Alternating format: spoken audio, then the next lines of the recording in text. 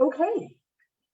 And we are live on Facebook once again for another fantastic virtual tasting with Becker Vineyards. This is week 58, and we are doing all Cabernets this evening, and all of them are from 2017. So we do a lot of Cabernets, and we can do 3 different ones from one vintage year. So this is going to be a lot of fun. We're going to start with the 2017 Cabernet Sauvignon Reserve Texas. So the 2 vineyard designated cabs are going to come next. We're going to start with that one. Tonight we have Kaylin Hall and I are joined by our owner and proprietor, Dr. Richard Becker. And of course we have John Leahy, our winemaker, with us as always. We will turn it over to the gentleman to get us started. Cheers. Well, I appreciate you calling me a gentleman. That was very nice of you. Apparently we really are live. So it's a figure of speech. Yeah, it's a figure of speech. Well, the 2 of you are giving me flashbacks to the 80s. So, okay, Doc, would you like to kick it off for us, sir? Just remembering that this is 58 weeks of this pandemic. It's better in every way in our country. It's terrible in other places like India, South America, just terrible hospitalizations, running out of oxygen. We've made progress here. If you haven't gotten the vaccine, don't get it for yourself. Get it for family members, people you know, people you care about, to protect them. You can take a shot in the arm to protect a friend. And what a thrill to have this Cabernet Sauvignon to taste through. I'm excited about it. I'm looking forward to it a lot. So when we suggested this initially, I am, Rebecca, and we'll tease everybody with the upcoming wines a little bit later. And the next 3 weeks are going to be absolutely fantastic. But what a great thing to be able to taste all 3 cabs from the 27 vintage. And if you haven't joined us before, or if you are not sick and tired of hearing me wax eloquent about how great the 17 vintage was, I think you're in for a treat. First of all, we had near perfect conditions all the way through. Unfortunately, because of the hurricane in Houston, it kept the high pressure over the high plains for a month longer than normal. So we weren't chasing bad weather. I mean, if we have to look for a silver lining in anything, I think that was one of them. That and the fact that Texans truly do like their neighbors, which was always very heartwarming to hear. So I want to raise a glass to everybody from 2017 and all the hard work they did. And I want everybody to give it a swirl, a sniff, and a taste, and let's dive right in. Okay, Kaylin, you're on the hot seat since your mom's watching. I saw that. I was looking at the comments. Yeah. So hi, Mom. Exactly. Be nice. Otherwise, I'll have her on to tell stories about you. Oh, wait a minute. We've done that. That was a really good time at Christmas. Not at all stressful. This cab is really fun to be able to try, because this is something in the tasting room that I don't get to frequently taste. This is lighter than I anticipated, and a very easy drinking cab. The flavor profile is absolutely beautiful. I'm pleasantly surprised. Not that I would expect anything less. I just hadn't had the opportunity to try. Oh, it is delicious. So I'm trying to pull up. So as always, Rachel has been very kind to keep us all organized on the tasting notes and the tech sheets. So she's been doing like 1,600 things today. Let's see here, the 17 Reserve Cab. There we go. So Rebecca, yeah. Now that Kaylin kind of tried to slip out of what was in the cab, and we'll get back to her and put her on the hot spot, but you give us your opinion. So I will agree with her that it is a lighter bodied Cabernet for sure. And I think that was, when we were trying to decide, okay, we've got 3 Cabernets all from the same vintage year. What order do we taste them in? And this one definitely has a lighter body profile than the other 2. It's still a great rich cab. I definitely get some plum and maybe some raspberry on the nose. And why did that song Raspberry Beret just hit my head? I wonder why. I need my beret. Yeah, some plum and some raspberry, and I get a little bit of spice on the palate toward the finish, maybe like a black pepper spice a little bit. Yeah. Maybe some vanilla. That's what I'm getting. Yeah, a little vanilla from the American oak, I think, honestly. So Doc, what do you think? Uh, some nice raspberries, some nice dark notes, lots of Bordeaux character of kind of vanilla, forest floor, saddle leather, that kind of stuff. A really pretty wine, and this will have a long aging process. I think it's very young yet. Yeah. And in 10 years, 15 years, it's going to be terrific. Oh, I absolutely agree. Do you like the oak profile on it? I do. Okay. Good, because I was just meeting with our French oak barrel reps all week this week. I was afraid of that.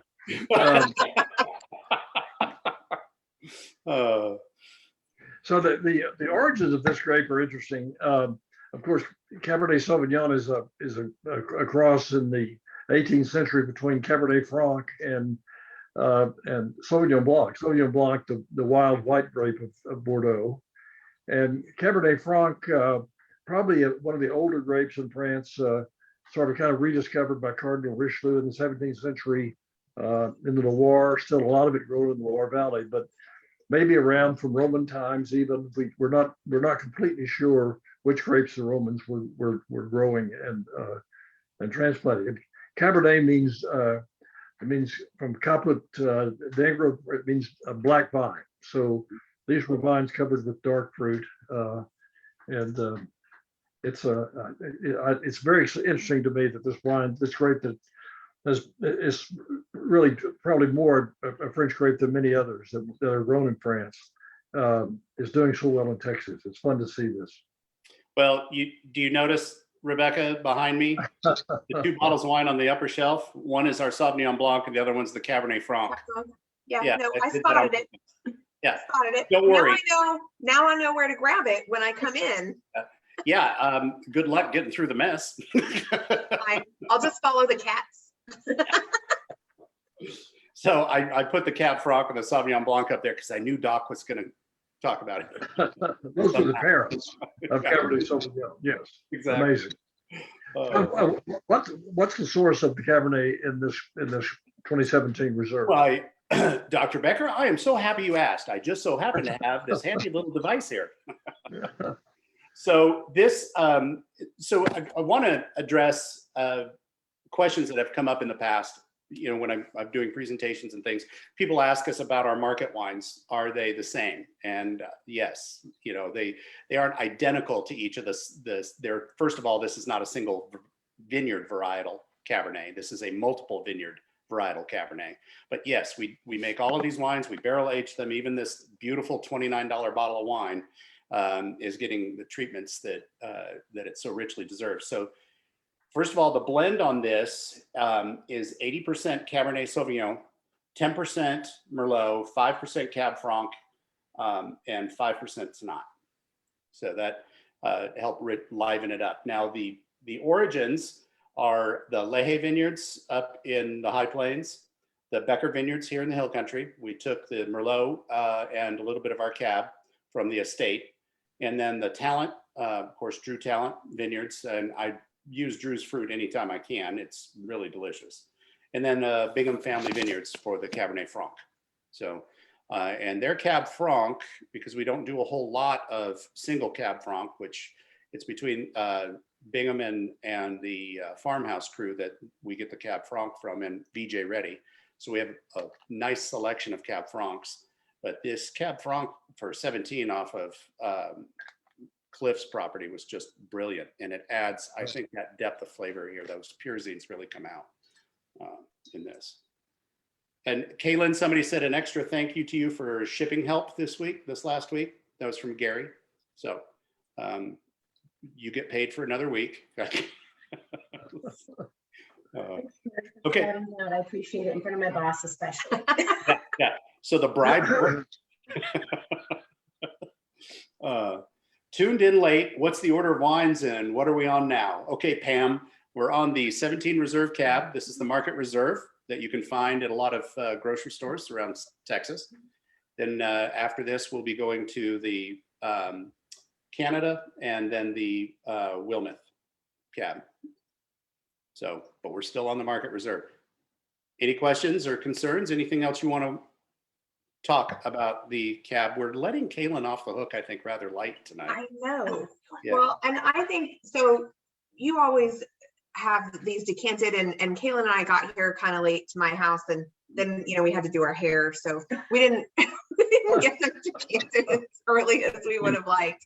But as this opens up in the glass, I'm definitely getting more of those pyrazines are starting to kind of come out, which is really nice.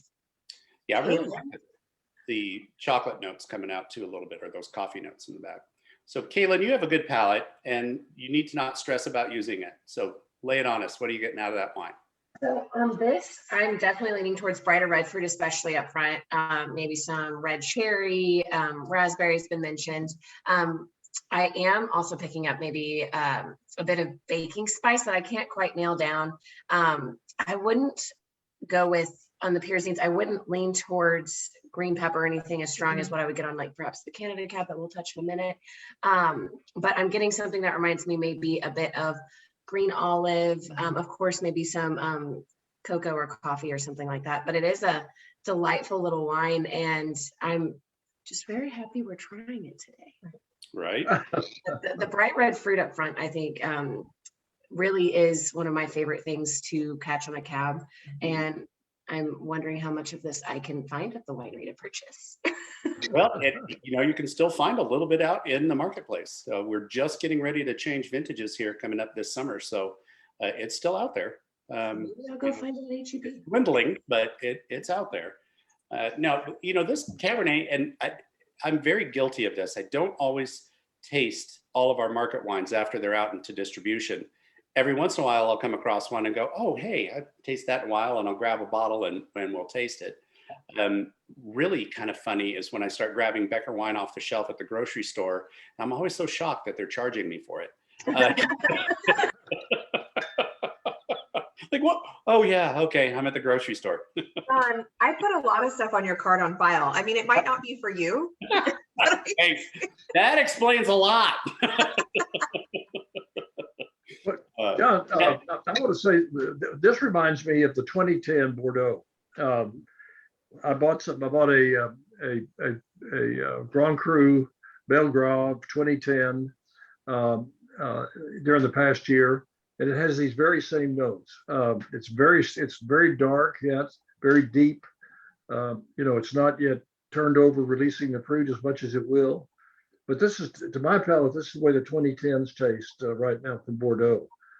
And so that's why I'm really excited to see how this will evolve. It's funny for a wine that you can grab what I consider fairly reasonably priced for a general market wine. Yeah, I believe the lifespan on this wine is going to be a long time. It reminds me of about 25 years ago, being able to buy some of those Napa cabs that, just at the local grocery store for a very low price, and being able to hold on to them. And then suddenly 10 years later, people are wowed that, oh, this I got this in the grocery store. I can't find it anymore. And, so. How about the 89 Clos du Bois? What's along this line? Mm-hmm. The late 80s were very, very good for Sonoma and Napa both. Yeah. Yeah. Absolutely. Unfortunately, this is a very good wine. Okay, keep this in mind because we are going to come back and we're going to rank these when we get through. So that's a strong runner right there.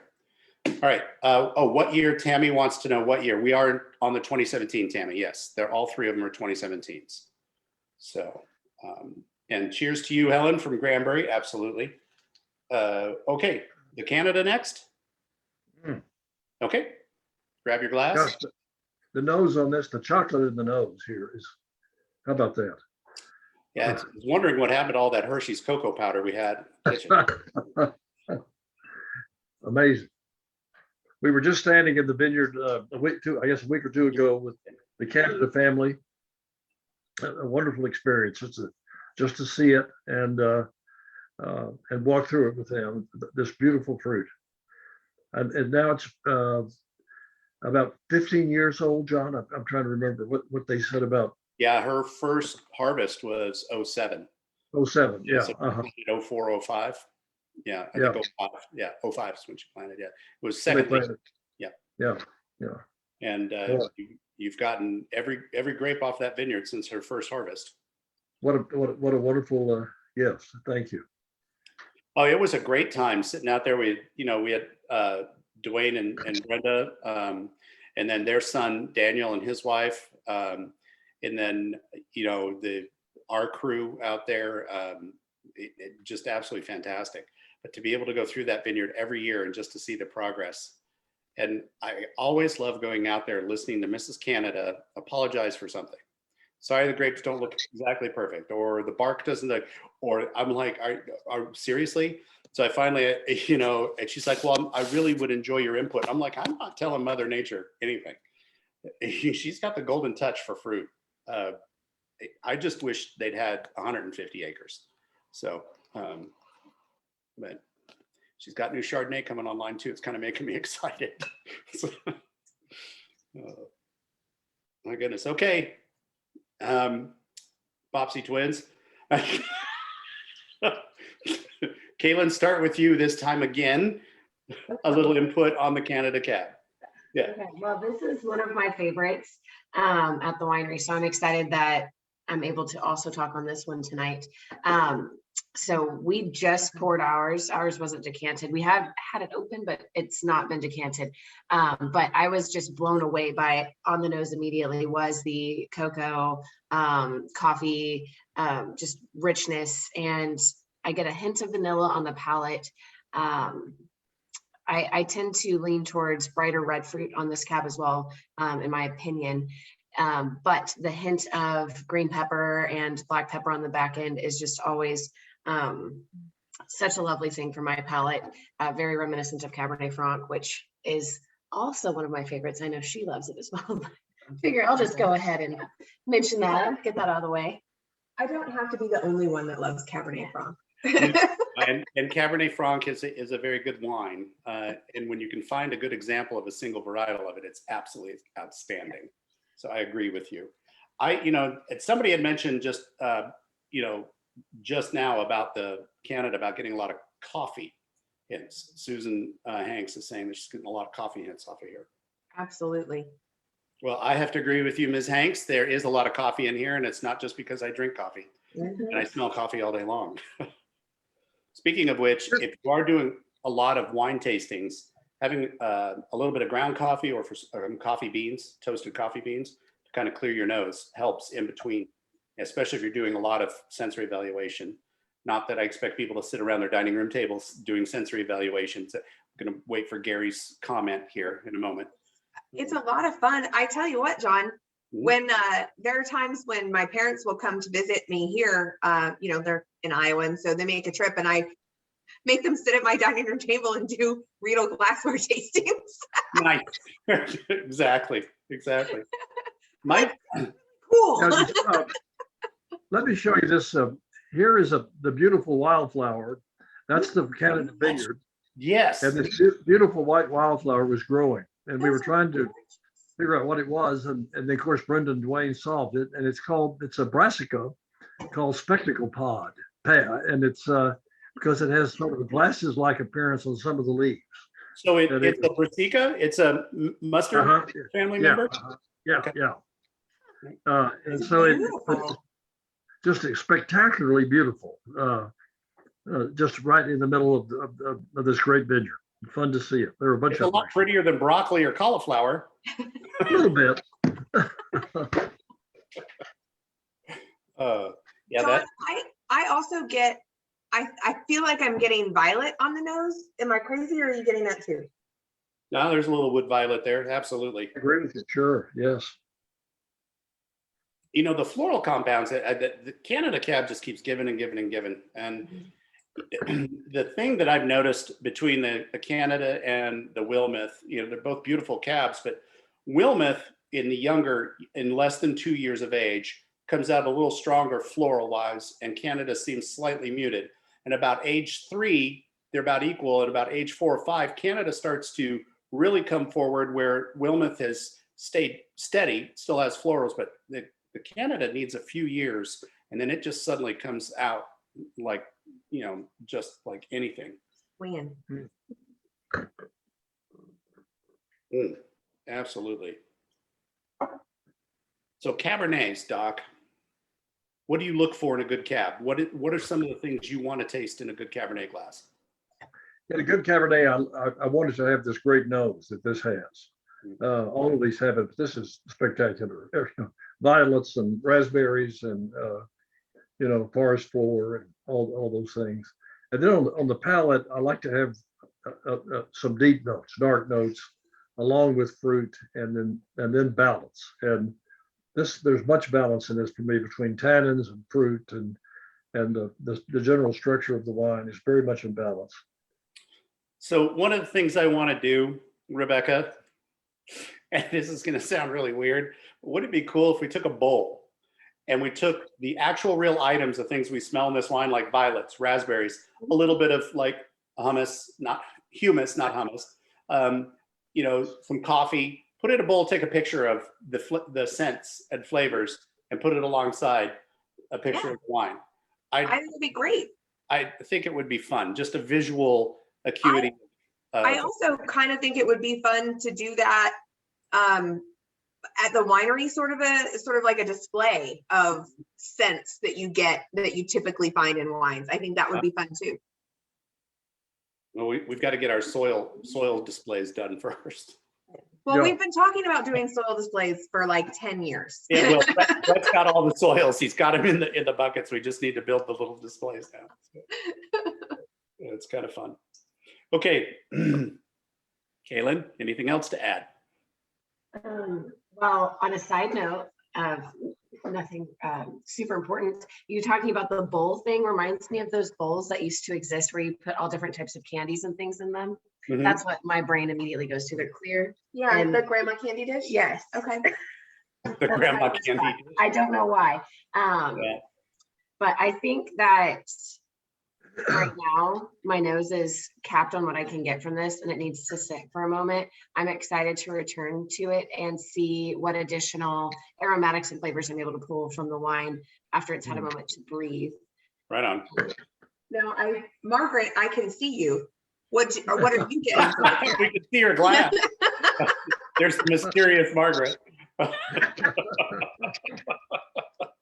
So New Oak, which I forgot to do last time, but on this particular one, we have 42% New Oak overall on this blend, which is rather high, but we aged it for several years. So one of the keys is if you know you're going to age something like a Cabernet or a Merlot or Cab Franc for more than 24 months, then putting it in a lot of New Oak, tight grain French oak helps a tremendous amount. In this particular one, we use some tight grain American oak as well as a little bit of the French Allier and Juppy areas. So we had a nice little blend of those coffee and vanilla notes from both the French and American on there. And oddly enough, we have just let's see here. We have 96% Cabernet and 4% Merlot is the blend. So is it all from the Canada vineyard? No. 96% of it is. That's all Cabernet. But yeah, the Merlot is actually from the Wilmuth vineyard. So. Okay. Well, it's split between Wilmuth and Reddy. I think it's like 2 and 2. Yeah. Here. Yeah, I think so. Well, just in case there's anyone who's not heard the story about 2017 and the Harvey, which came across Houston in the middle of September, and then went over Houston, backed out in the Gulf, reloaded, came back again. I don't know how many passes, several. That caused an enormous high pressure to come in over West Texas. So we had 3 or 4 weeks of highs in the 80s, clear blue sky, probably 50s at night, and just sort of if you could dial up the way you'd like for your wines to hang at the end, that's what you would get. And it's really from this crazy hurricane, and so we're taking advantage of this tonight with these wines from 17. But it's an amazing year. Oh yeah, but absolutely was an amazing year. I think you had to try to make bad wine out of 17, which is a fun thing to be able to say. They just had some beautiful, perfect fruit. It's a year like that. It's a joy to make wine. Okay, so any other questions on the 17 Canada? We just had someone come and join us for wine tasting. Oh, a very good nose, I see. Yes, he's helping me. That's my dog Orion, and he really loves his Auntie Kaylin. Okay. Kaylin, do not feed the dog Cabernet. I'm trying really hard, but he seems interested. Right. Okay, let's move on to the Wilmuth, and then we're going to rank. And don't forget, I'm going to ask for food pairings, but I'm going to make it a little more complicated this week. I always threaten that, but Nope. I'm not scared. You're not scared? Okay, good. I'm definitely making it complicated. Wow. Ooh. My goodness.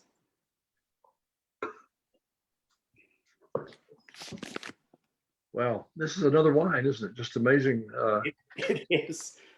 20 miles separate and both from the same year, and it is a completely different creature. And they're 30 miles apart, maybe 20? 20, I think about 20, 22 miles. Yeah. Uh-huh. Wow. And the interesting thing is there's only 13% new oak on this wine. Huh. And yeah, but there's an extraordinarily high amount of 1-year-old barrels, so which still gives a fair amount of oak. So there's 36% 1-year-old barrels, where the 1-year-old barrels on the Canada was down single digits.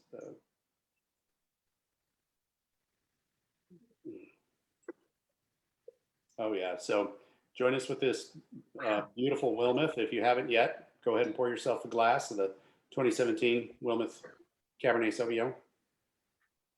You know, again, and just thinking about French wine, which I know of other people when they taste that wonderful wine, the Canada is very much Haut-Brion like for me, and this is much more Mouton from Wilmuth, and just the fruit is so much more forward. The some of the orange zest and so forth.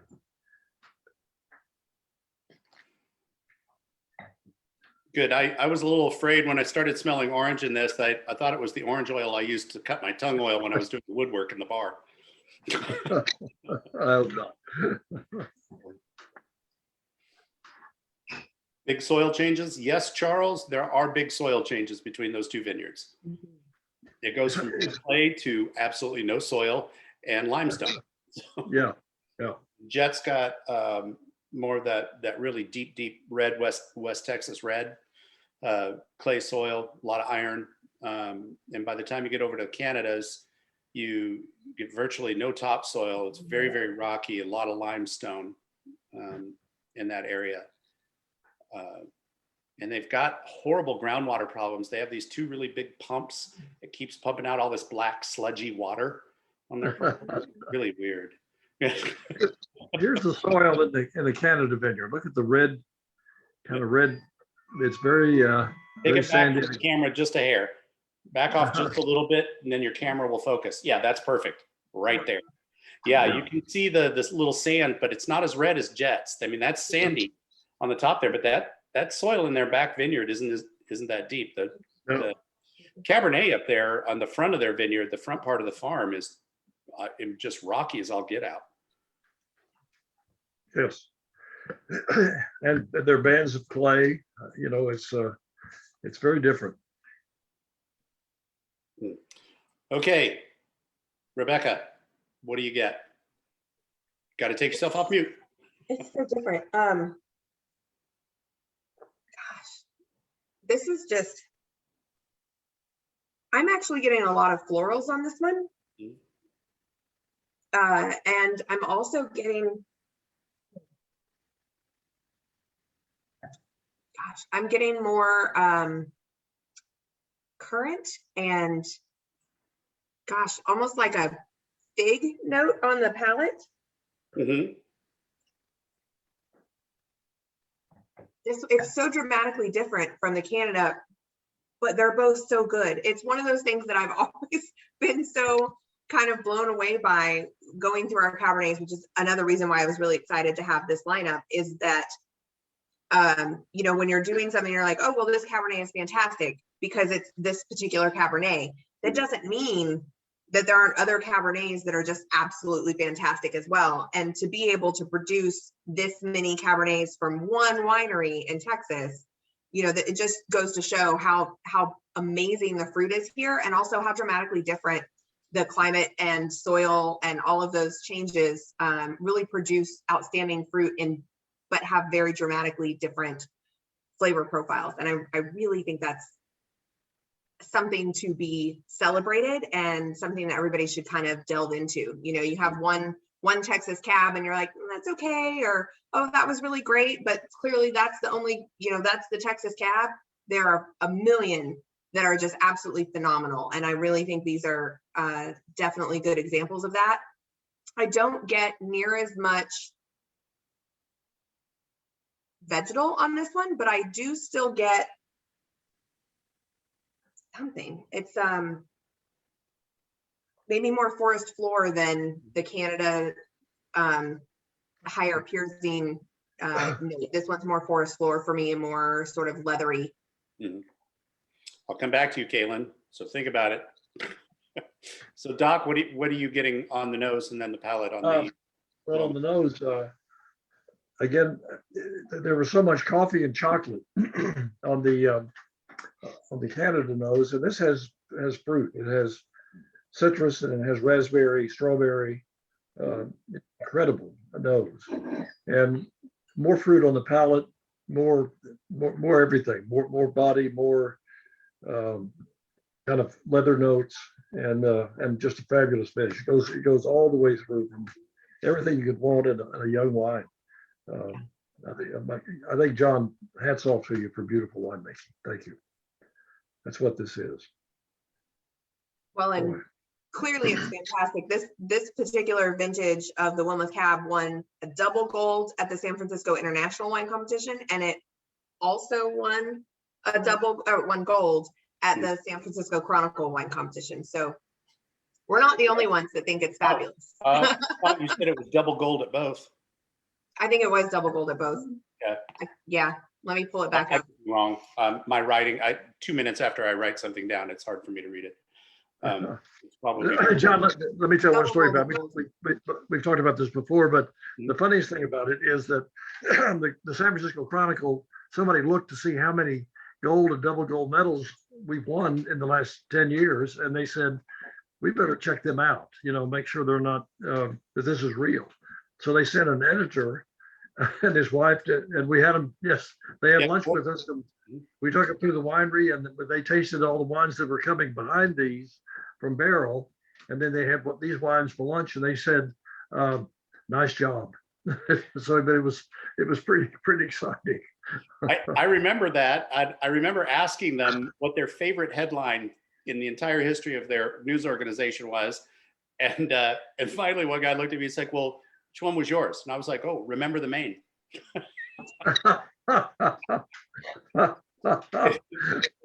I thought it was an interesting meeting. They're very nice folks, but very interesting. So, Kaylin, you're back on the hot seat. Okay, so on this wine in particular, I tend to pick up darker fruit notes. So maybe a bit of plum, maybe blackberry, something along those lines. But on the palate, I'm picking up a hint of something that kind of borders on eucalyptus or mint, possibly. And maybe a bit of like pencil lead, pencil shaving, somewhere in that realm. So just earthier in general than I think I'm picking up on like the Canada Cab or the Texas Reserve. Yeah, I get a fair amount of herbaceousness, not vegetal, but herb. So like you were saying, like a little bit of eucalyptus or tarragon, a little bit of thyme on the edge, and then definite mushroom and forest floor edges. Especially when I first poured this, This particular one needs air. So when you first pour it, if you haven't decanted it, you're going to get an almost like rind ripened cheese smell to it because it really needs some air to come out. It's been in the bottle for quite a while. That blows off at a little bit of oxygen, and it's suddenly these beautiful components start coming together. All right, so you're not afraid of the food challenge tonight, Rebecca? No? Challenge accepted, John. Fine, you have to come up with your favorite 1980s Midwest dish that will go with this wine. You think I'm scared of that? Were you not watching Christmas? Ham balls. Done. Campbell's? No, has to be Ham balls. ham balls. Oh, I forgot about the ham balls. Yes, I did. Done. Done. Easy. Okay, Kaylin, you have to come up with a real food. I could pick my least favorite hamburger helper, but No, no. Kaylin, what food? Any food. It doesn't have to be from a specific era. she wasn't born in the 80s. She doesn't know. I don't want to know this. Otherwise, me and my double chin are exiting stage right. So I think one, espresso bellavitano is one of my favorite cheeses, and it would be delightful with any of these wines. I think also I've been making some pretty killer pot roasts lately, and I would be happy to have it alongside any of these wines as well. What about the sliders you made? Oh, and the sliders I think would be beautiful with that 17 Texas Reserve Cab. I said 17, like that's helpful in differentiating with this. What would be good with the reserve cab?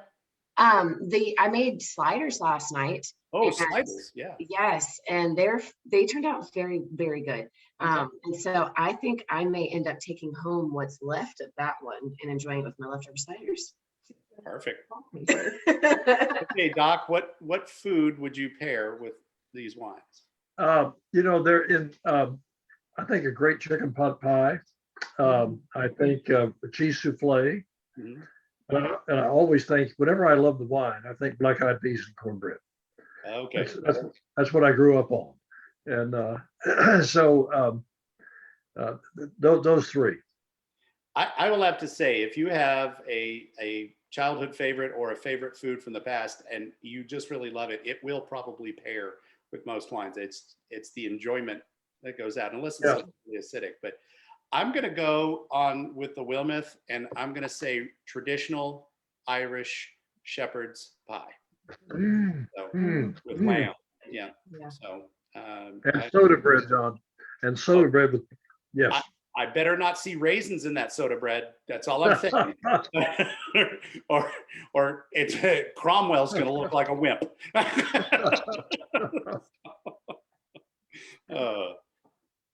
Okay. So now comes the exciting part. So we've got to go back, Rebecca, and talk about the awards, but rate the wines 1 through 3 in your order of preference. This does not mean the wines are bad. This is your order of preference. Come back to me. Oh, I have to interrupt because some lady named Carolyn Becker Callahan just said she had it with the apricot turnovers, and I'm now completely jealous, Carolyn. When are we getting these? We never She keeps will. She's talking about teasing us. them. She never sends them to us. I could someday. Okay. Well, the best family story about turnovers and pie is we lived in a little town, Abilene, Texas, where my mother actually put pie in the window to cool. I mean, you've heard about that, and that's windows aren't opened anymore; it's too dangerous. And I did actually extract a cooling pie and ran down the street, pursued by my brother and sister. Hence why they don't keep the windows open in Abilene anymore. That's right. Turnovers, I can't remember if I probably did the same with those. I just can't remember. Carolyn will know, but possibly. That's awesome. Okay, Rebecca, sorry about that interruption. I just saw Carolyn's note about the apricot turnovers, and my mouth immediately started watering. So, Kayla and I are both like to each other going, how are you going to pick? I don't know. I really like all three. Gosh. He had a very large spoon, is what Carolyn said.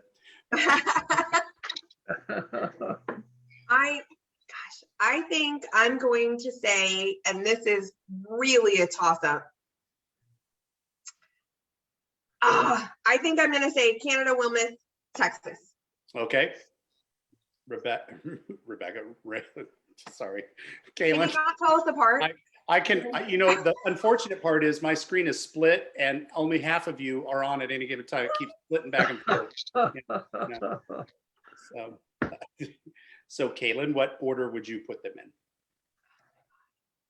So right now with the season being as it is, we're warming up.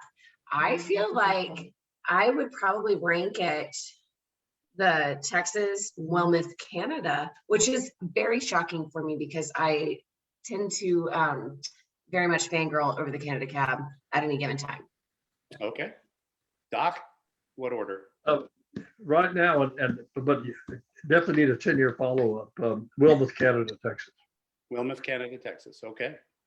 All righty. John, what are your rankings? Sorry? What are your rankings? Yes. That's cheating. I like your face. You do look like you're from the 80s. What is your ranking, sir, for these wines? You don't get to get out of that. Yes, number one. It's Cab. I know. It's a horrible, horrible thing for me to pull. Cheater. Hmm? Cheater. Cheater. I didn't cheat. I made them. Dr. Becker, you're his boss. Can't you make him rank them like he made us?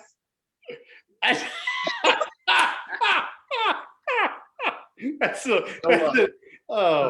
the look of a defeated person. Okay, I'll rank them. I apologize. I am going to go with the Wilmuth first, then the Reserve, then the Canada in my order of preference tonight. Perfect. That is my order of preference. It has nothing to do with the fact that I drink a ton of the Canada. So I just have not had that Reserve Cab in a while. And even though it is lighter bodied than the Canada, if I were looking for a heavier bodied Cab, I would go with Canada over the Reserve. But that Reserve has got, it's such balance. And I have to tell you, I judge a wine differently than, so balance to me is extraordinarily important. But the nose on the Wilmuth is my favorite right at the moment. It's a gift that keeps on giving. Okay, so what do we have on awards for these wines? Okay, so the Canada family Cabernet won double gold, Reserve class champion, Texas class champion, all at the 2021 Houston Livestock Show and Rodeo International Wine Competition. It also won a silver medal at the San Francisco Chronicle in 2021. It won a silver at the 2019 San Francisco International. So it's won quite a few awards throughout and for multiple years. We've submitted them multiple times and it's placed multiple years. The Wilmuth won double gold at the 2019 San Francisco International Wine Competition, double gold there. And then it also won a gold at the 2020 San Francisco Chronicle Wine Competition. It got a silver at the 2021 Houston Livestock Show and Rodeo International Wine Competition. So I think that's funny that the Houston Livestock Show and Rodeo placed the Canada at gold and the Wilmuth at silver, and then in San Francisco those were reversed. So I think that's interesting and kind of funny.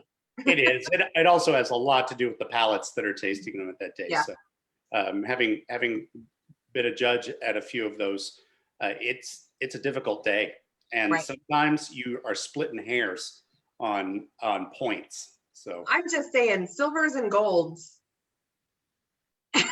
there's a reason. good. There's a reason Burl Ives sung that in Rudolph the Red-Nosed Reindeer. It's one of my favorites of all time.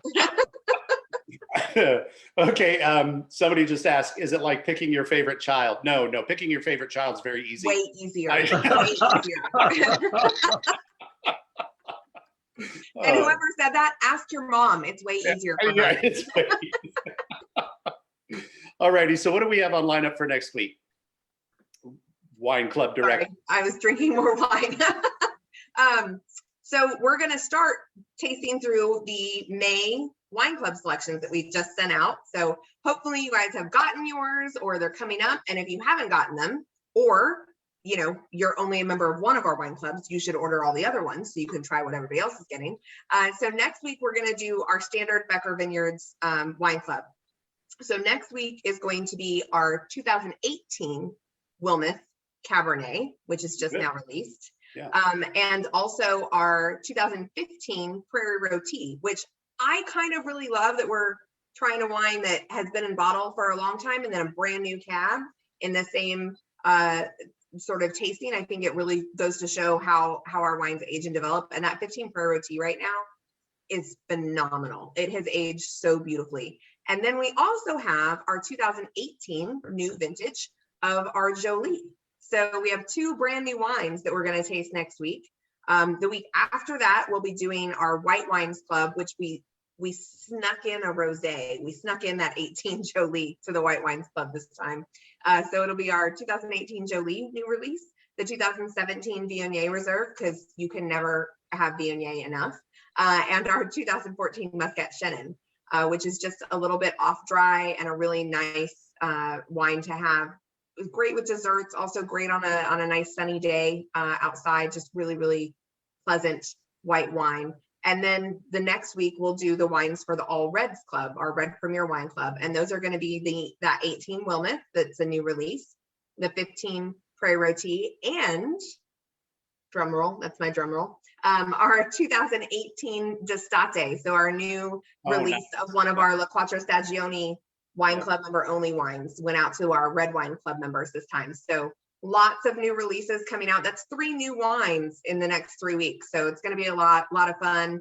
I'm really excited. I hope everybody enjoys them. And if you're a member of the Red Wines Club, you need to order the other 2 so you can join in on the other two virtuals and see what everybody's getting. All right. Perfect. Any other news or business that we need to let everybody know about? Maybe the 2022 June? So in all of your wine club shipments and your pickup packets, not only the fabulous newsletter that's in there, but also you should have gotten a flyer about the next cruise, which is going to be in 2022. And that's going to be in the Burgundy region, and should be absolutely fantastic. I'll be sending out an email as well in the next couple weeks, but wanted everybody to pay attention to their tracking emails and emails about the wine club shipment before I send that out. So I'll send that out probably next week so you can get some more information about that and start getting on the list and booking the trip for the Burgundy region. Yeah, because it's also going to hit Northern Rhone, so the upper part. Oh, sorry, and Northern Rhone, you're right. Yes, absolutely. So it's going to be a brilliant trip, and I think we will also sometime in the near future doing a Zoom like we did for the Bordeaux trip with the agent that we use. So that'll be fun. Okay, yeah. Well, I think that we've come to the conclusion of this evening, and I would like to thank the Go-Go's for joining us for an exciting episode. And anyway, John, and yes. One last word. Yeah. If you haven't gotten the shot, get it for the people you love. That's the way to think about it. Absolutely. The whole reason for a vaccine is to stop the vaccine from spreading. So, the virus from spreading. So vaccine needs to spread. Well, and like I tell people too, the reason, if you're worried about the microchip tracking, drink wine. It interrupts the microchip from tracking. Yeah, I think I read that, John. I think that's right. All righty, everyone. Thank you for allowing us in your homes for another evening. We hope you've enjoyed. Good glass of wine and great health. We'll see you next week. John, congrats.